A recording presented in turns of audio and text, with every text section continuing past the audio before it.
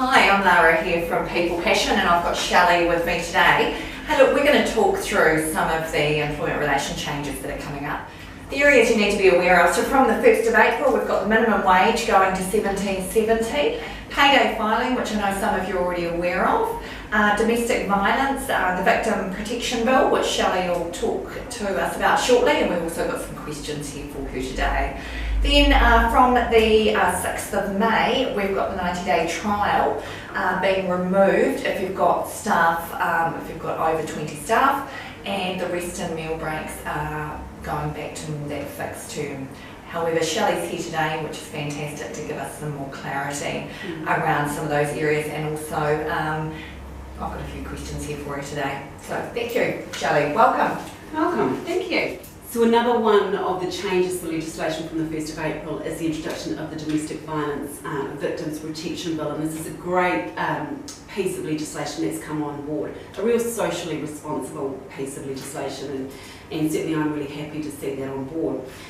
What it essentially does is it grants 10 days leave for people that are affected by domestic violence. So when you think about that, that's not just those that are particularly direct victims of domestic violence, but could be construed to be those that are also perpetrators of domestic violence.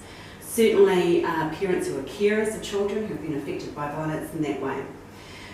Important to note that it's not just while you're in employment. So you may have somebody that starts with you on the 1st of April, but domestic violence actually occurred a year or so before.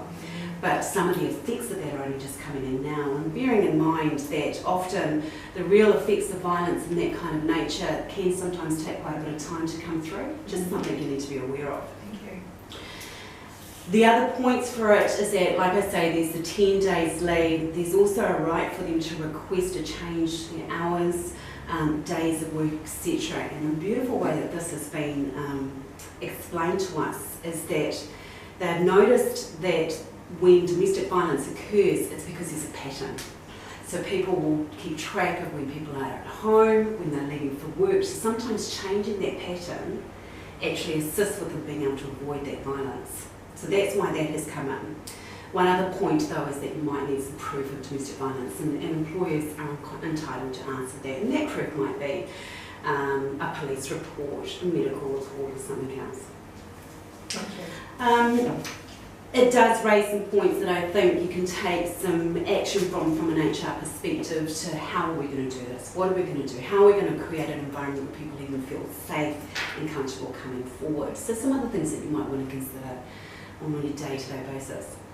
Shelley, we are creating some policies for our clients around this, and flow charts, updating leave forms as well. So that's another option for our clients to really look at. So yeah, we're prepared and ready for this. That's awesome. No, that's great.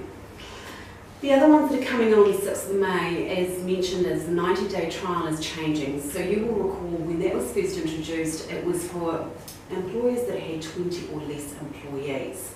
It then changed under a national government, it opened it up to all employers, and it's just reverted back to what it was.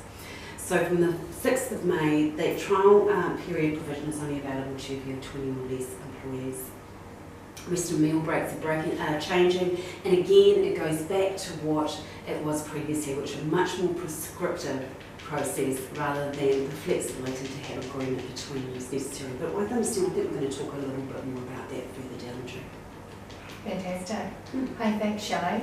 I hope that reassures you just a little bit more as a business owner that what you need to be aware of. So we've got some questions that have come from our clients that we're going to ask Shelley today in regard to some of these changes. Shelley, we've got a question here from a client today. They're currently using the 90-day trial because they've got over 20 staff. From the 6th of May, they can't use that 90-day trial. That's right. And they need to use the probationary period. Yes. What happens if they've got an employee that's actually going to sign his agreement before the 6th of May, but he's actually starting on the 7th of May? Unfortunate, but it will come under the new legislation because it's all effective from the 6th of May. So that trial period provision will no longer be available to them because they'll have over 20 employees, but they could employ them with a probationary period. Okay, understand. Okay, so what happens in the circumstance where they're going to be utilising the 3-month probationary period? Can they extend that probationary period to another 3 months after the first 3 months? So the way that I describe a probationary period is it's a term of monitoring. So it's not saying it's completely different from a trial period, and that it doesn't mean that at the end of it you could terminate them without any cause. You'd still have to follow some form of process, but a probation period is good in that you're monitoring their performance over those first 3 months. If you feel that they might need a little bit more time, then absolutely you can extend that, but I think it's important to keep in mind, talk to the employee about that, make it really clear to them where those areas that they need to improve are and keep that good faith conversation going with them. So currently we have 60-day reviews. Would you, during that trial period, would you encourage that throughout the probationary period as well? Absolutely, absolutely. I mean, I think that first 90 days of employment is really critical anyway, so anything that encourages that constant checking in, making sure we're okay, we're on the same track, we're on the same team is really important.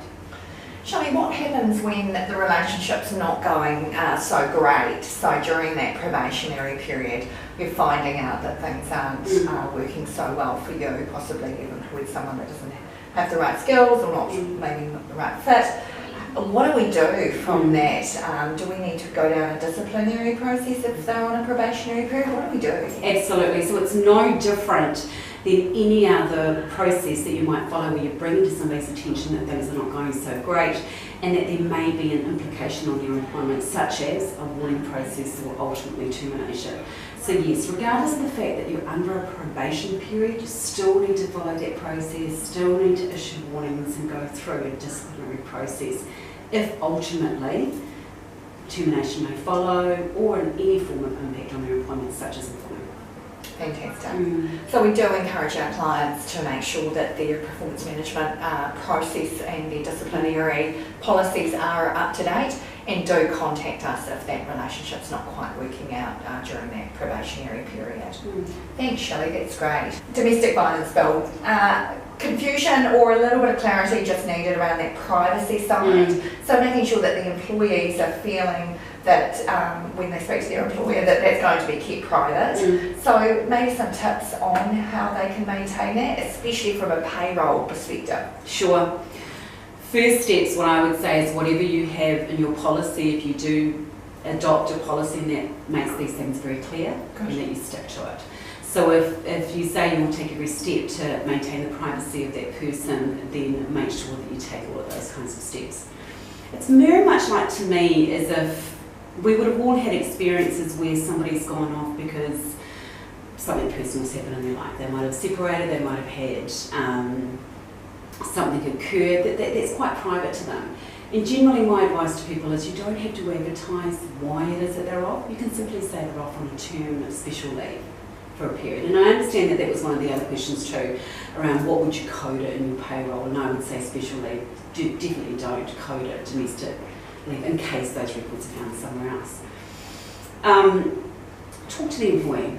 Ask them how they'd like to maintain their privacy, who they're happy to have it shared with, if they have shared it with somebody that they work with, who they would particularly prefer that it's not shared with. Some people might actually be quite open or may even welcome having other people know so that they can be there to support them as well. Okay, fantastic, thank you. The other questions we've got down here is just around the $20 minimum wage increasing to $20 by 2021. Should businesses be starting to prepare for that? Absolutely. So this is one of the things that I recall that we talked about last year in one of the newsletters actually. Just start putting it into your budget. It's going to happen. Start making some incremental changes. Keep it and bear in mind when you're doing your salary increases throughout the year, and look at how that can come through in the most gentle way possible so that you're not hit with this big bang when the legislation changes. Right. Now, meal breaks. Some of our clients, for example, our electrical clients, they very difficult when they're on the job to have those fixed meal break times. What do we do in those circumstances? Sure. So the legislation is going to outline what the absolute minimum is. It is quite prescriptive, but you can still reach agreement outside of that, if that suits. And the reality is, The reason why it was changed is that it wasn't just suitable often for employers, but it was suitable for employees as well to have that flexibility around that. So it doesn't completely negate the opportunity to negotiate certain breaks at certain times. There are some essential services that don't have to comply with it. We've also noticed that there's been a lot of questions around the fact that you've got people that are working on their own. What's going to happen on that? Are they going to shut shop for 15 minutes while they take a break at each time? So certainly in those instances, I think it's more important to bear in mind that there are some breaks that are going to be needed after certain times, and that there might not be able to be that consistent working of 5 or 6 hours before any break is taken, which quite frankly is probably good practice to give people breaks regularly at any rate. Thanks so much, Shelley, for coming in today and updating us. Probably one area is, what do we do now in regard to our clients? Do they have to update all their new employment agreements? Do we just do an addendum or an appendix? New policies? Where do they start? It's always going to be so arduous with changing employment agreements, but often, for instance, when we're looking at rest breaks, for example, employment agreements might actually just refer to the employer being compliant with the Employment Relations Act. Now that means that they won't have to change it at all. If they've got something in there that says that we will have flexibility around rest breaks, that doesn't mean that that completely negates what is in the legislation, because the legislation will trump that anyway. So probably not a huge immediate need to panic so much about it, but for good practice I would always suggest, at the very least, doing an appendix or an addendum to the employment agreement that changes that. Obviously, if you've got trial periods that are sitting in your template agreements and it's no longer applicable to you because you've got over 20 employees, then I would take that out immediately. Fantastic. The team here at People Passion, we're all ready to go for these legislation changes. We're running legislation workshops over the next few months, so do check those out on our website. We've also got some great policy documents. We've got neat clauses that will go into your employment agreement or into your appendix or addendum document, and we're ready. So do pick up the phone, give us a call. If you want your own little legislation workshop in-house, we can even do that for you. So I appreciate your time. Cheers. Thanks.